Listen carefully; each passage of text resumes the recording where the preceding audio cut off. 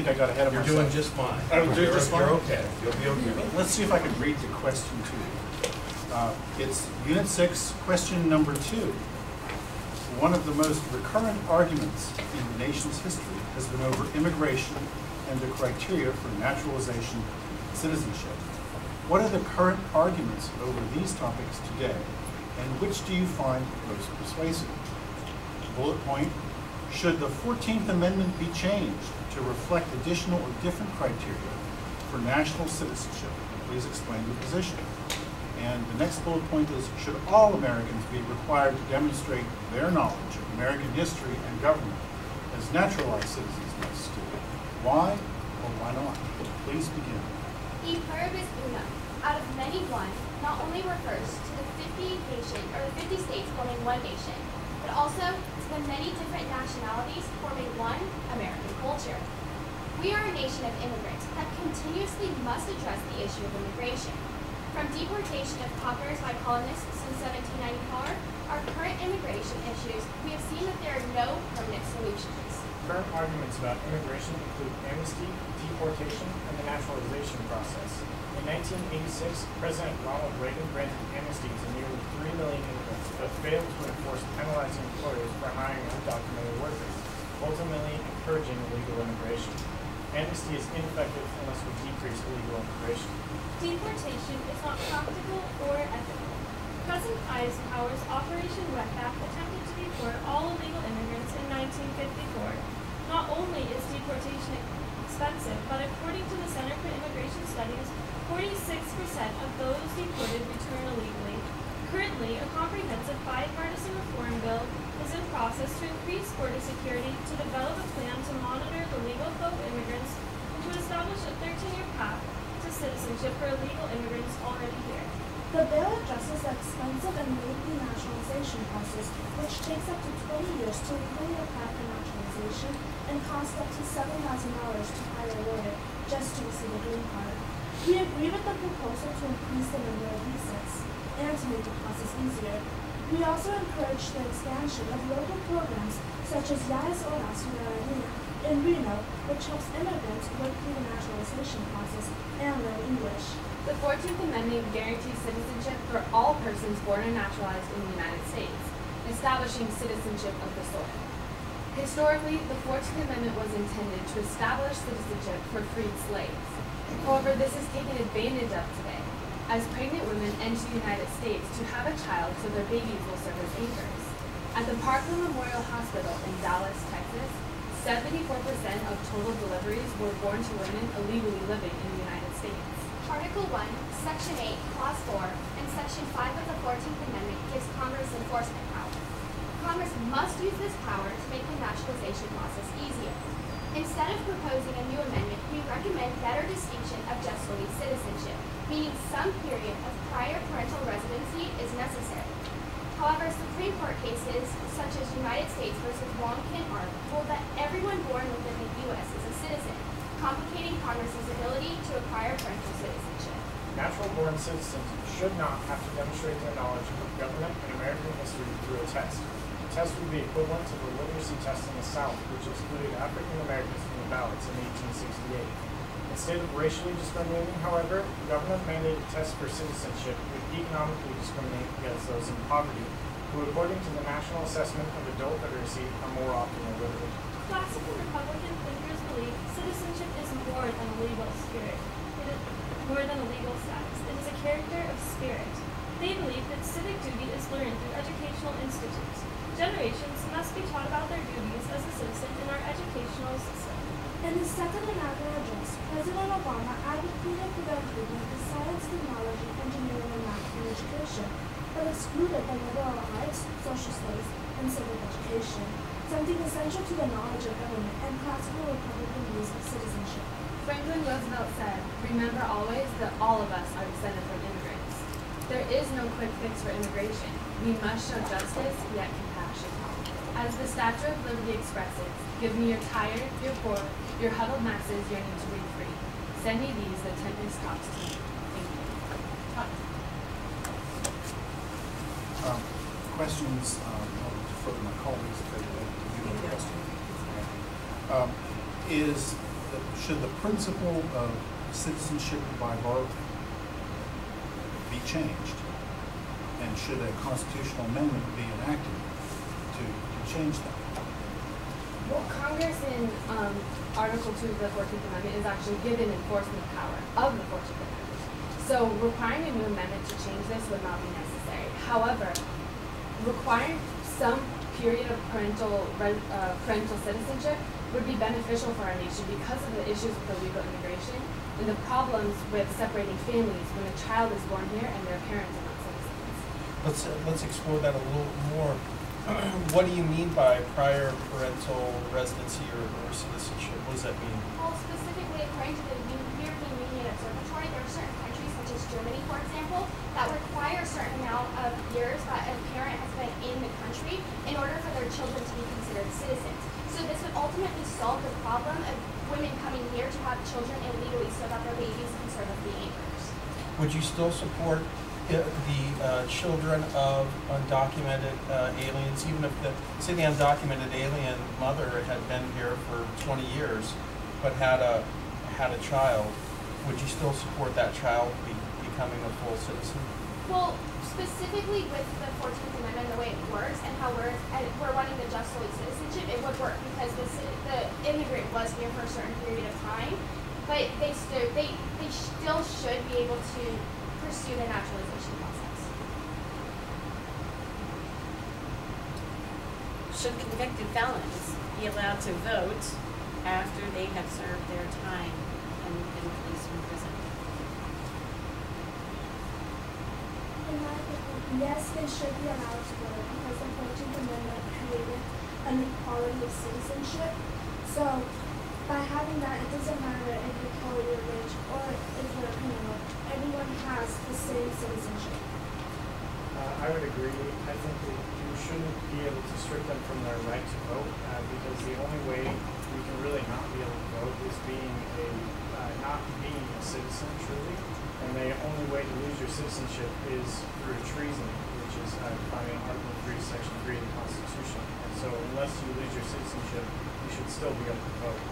I'd actually disagree with my colleagues. I think if someone is a convicted felon, if it is a first-time offense, maybe not. But if it is a very severe offense or a repeated offender, they should lose their right to vote because they have demonstrated that they don't have a respect for those laws, that they are trying to participate in creating.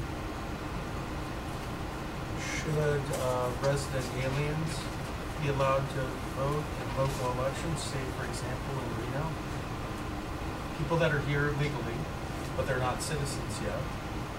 They have children in schools. Should they be allowed to vote in local elections? Why or why not? If an immigrant is here that is not legal and they're still paying taxes and they're involved, then I think that they should be able to vote because this is their country too, even if it's not by birth and even if they're not legal here, they're still involved with it and they're still paying taxes to the country. And further, with state and local elections, technically we are not citizens of the state, we are residents of the state. So if we can vote in state and local elections, residents should be able to vote as well. Cities such as San Diego and Portland actually have laws that allow resident aliens to vote, and I think this is an excellent opportunity for them to participate in government while they are here. As a permanent resident myself, I would say no because becoming a citizen is a process and it's something that you want to do so that you can vote and it's something you look up to. And if you don't want to take the process to do that, I feel like you shouldn't vote because it's something that you came to this country and to be able to vote, you should take the test, you should take the note. And that's, in my opinion, as a resident, I would want to go through that process before voting. Under our Constitution, in general, a person who is arrested has a right to counsel to protect them from the onslaught of the criminal proceedings against them. In the DREAM Act, there's suggestions that legal services of lawyers might be required to navigate through that process. Would an individual who is an immigrant into this country seeking citizenship also have a right to counsel that should be conferred upon them so that if they can't afford that lawyer to pay the $7,000, that counsel should be provided to them? the explanation should be provided. Being here as an immigrant is a really, really big step for people, and they want that. And if they do not have right to counsel, it causes big problems. For example, when applying for asylum, if you do not get your asylum granted in your first hearing, your only appeal is to basically write a letter to the judge and hope that he will listen to your case. This is actually heard, an asylum case was actually heard this week in the Supreme Court on Tuesday. So it is a big issue, due process for immigrants. Jimmy Carter said that human dignity was the soul of our sense of nationhood, and human dignity should be the soul of our sense of policy. And I think that really explains how we should treat people. We should still treat them with human dignity and give them basic rights, even if they are not legal citizens here. I completely disagree. Vladivostok, United States established that whether or not you are a citizen of whether or not you're a citizen of the United States, you still have your basic due process rights. However, receiving counsel to become a legal citizen of the United States is not something that the United States has a responsibility to fulfill. So they are getting their basic rights, we just don't need to accept them. That last part was I would have asked a question about what's the connection between the definition of citizenship and then our values that are expressed in the Declaration and the preamble. So that kind of brought that out to me. I think you guys did a really nice job. This is a very hot topic, and it's very made interesting by things that happened recently in this country with a recently nationalized citizen setting off a bomb in this country. And so this is right on the cutting edge, and your answers and knowledge and information that you provide to the show, you guys have a really good understanding of something that lots of people before you wrestled with long and hard. I would echo the comments of both my colleagues. As it turns out, this whole idea of citizenship, which the rank and file American would find, oh, that's kind of boring or whatever. As it turns out, it's terribly interesting and dynamic and fraught with controversy. There's been a whole series of questions from the founding forward about who's in the club, who's not in the club, who's kind of in the club, and how do we allow people into the club, all those things. And we continue to wrestle with those questions and a bunch of others. And really it's up to each generation to decide for themselves answers to those questions. And as for me, I want people like you deciding for the future answers to those questions. So good job. Thank you.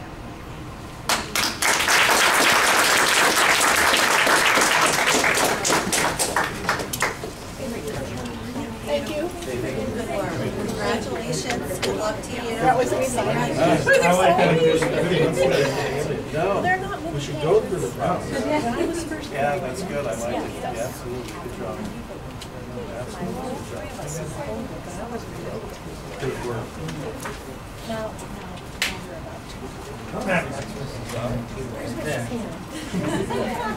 God, good name, Lloyd. You too. Hey, by the way, which one of you's hand? Lindsay. Look up, Lindsay, look up Learned. I know he's my great You're kidding me. Chicago. Learned Hand is perhaps the best judge in the history of the United States that never made it to the Supreme Court. Check out his Spirit of Liberty speech that he gave in 1944. Liberty lies in the hearts of men and women. Thank you.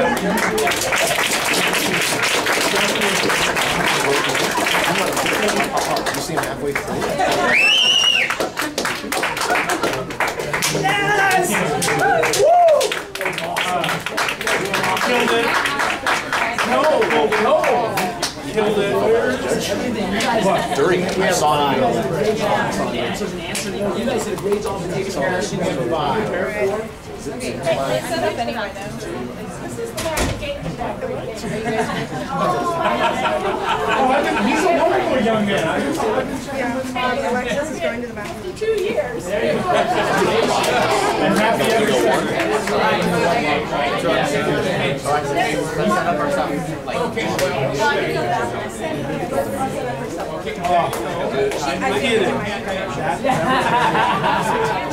so you know. You guys are awesome. You know, this is the fourth time it's easy to cross. I said that was a Supreme Court case. Yeah, I know. Yeah, we gotta buy. We gotta buy. Jim, deep water.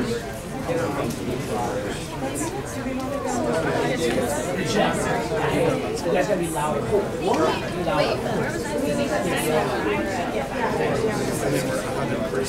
Where's Unit 2? We need to be loud. The fan makes it a little tough. Yeah, well, no, exactly. Well, for the dude on the back corner, you know what else was interesting about him? He was ready to go back and forth and back and forth and back and forth instead of letting you to let it develop. And it was fun. He did a great job. That's good. Trying to give it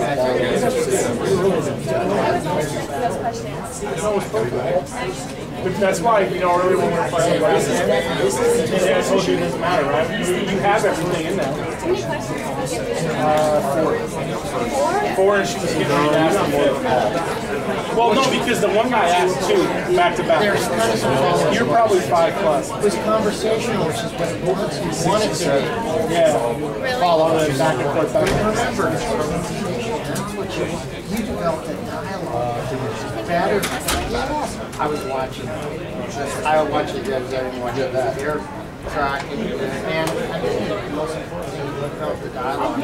That's more important than how many questions they have. Have the follow-up questions. He would have asked a million. That guy's a Chet Todd. He would still be in here giving that speech. He's like, hey, I'm a buy. I'll just head back to it. You can have this, but I just, there's Here's one that's not over. This is the last I know. That was long. Oh, the real Israel?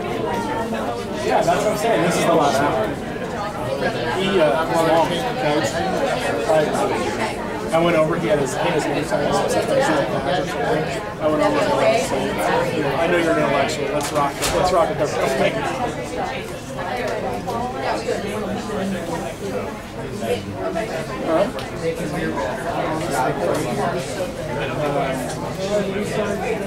I think we've done a really good job, and I think more of cases that we bring in that are maybe not the same 6.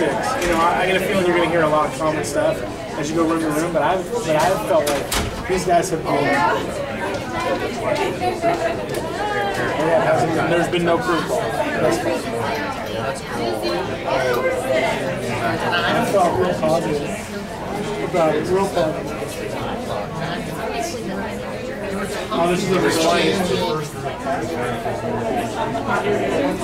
Why don't you just take this in front of the table? You guys need to go to the bathroom. Here, sideways. You want to be able to get both sides? Because they're supposed to project, right?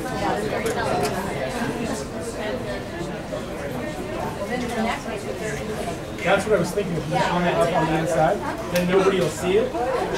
You know. This is what got me wrong.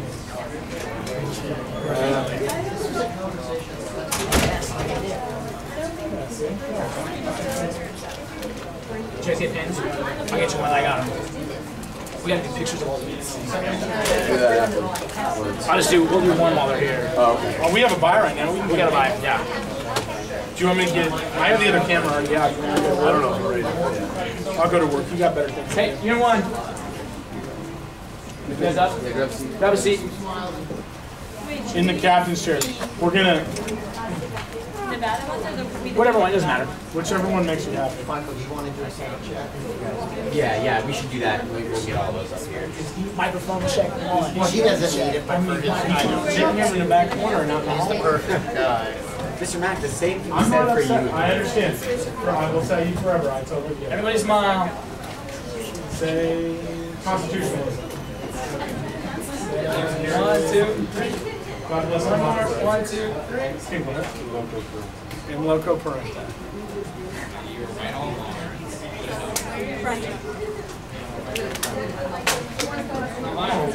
Did you see that dish? We need a point card like this. Did you see she threw that?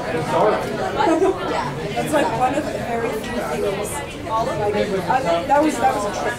Normally it like goes over.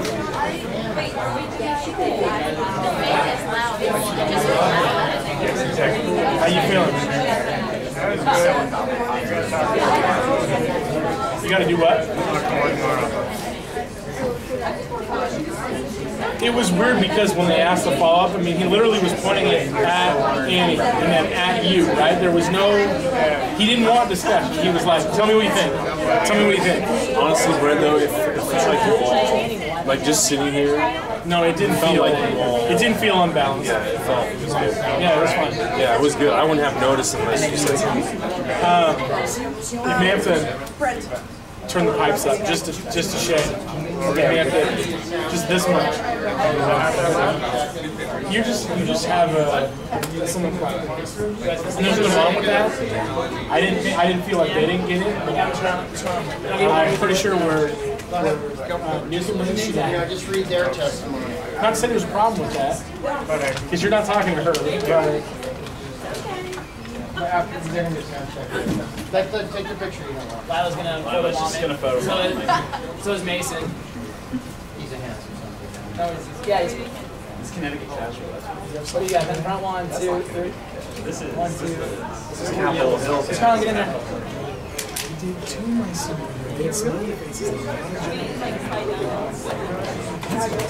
about 1, 2. Right, sound check. Someone go in the back room. I'll be back. And then Mr. Clark, then you two do the sound check. Okay. Go ahead. You guys just sit down. You want to do sitting down? just so you can probably Mr. Oak, sound check. The human torch. That's right, so let it down just How now, brown cow? All right, Unit 1's going to do a sound check. Franklin D. Roosevelt once stated. A little louder. Franklin D. Roosevelt once stated. That's good. Okay. Before being executed for spying on the British. Do I need one? Never. Okay, once upon a time. I'm not worried about Michael. How now, brown cow? Go loud, man. Really? Yes. Want to do it Okay. again? Yeah. All good government is and must be democratic. Good. Yeah. Yes. they're talking again. Yeah, talk to them. I Hey, know we're having trouble talk to them. here. Say it. But yeah, they're talking to them. Yeah. Yeah. They're talking to them. I don't want them yelling at them. All good government is and Amy. must be The Constitution. grab me a water? Matt, shut up. Hey, Mr. Daniel, you go ahead. Is Unit 2 doing it? all good government. You're fine. You're fine. It's undue pressure. No. They want to meet it to us. You can stand behind it. Emily, you got it.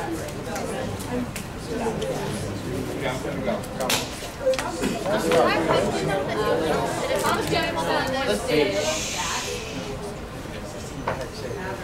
Thomas Jefferson once stated. Federalist 1 called upon. The Articles of Confederation. Lila. The Articles of Confederation. Don't talk. Don't look at me. Look at him. The Articles of Confederation. There we go. To be or not to be? I knew that was coming. Now you guys are good. He's a pistol. Weird. He's a pistol. I love it. There's not one day in my life where I'm upset about it. Hey, Mr. Oaks, Unit 3 is going to do a sound check. Do you have my notes? Thank you. Just gonna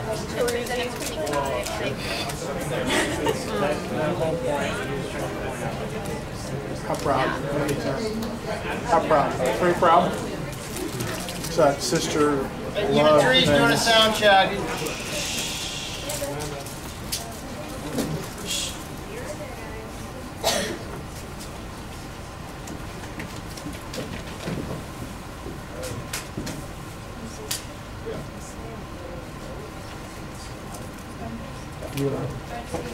Yes. Hello, my name is Christina Newcomb. Louder. Hi, my name's Christina Newcomb. Good. The first one was fine. No, you don't want them yelling at these people. It's just going to be... You all sound fine. Just be you. Go ahead, Casey. 1987, Justice Thurgood Marshall. Hi, my name's John O'Neill. Hi, my name's John O'Neill. Talk from the back. You're fine. Wise words of Justice Thurgood Marshall. A little louder. Right? No. Sorry. Board's turn again. Sydney, don't laugh. Jack.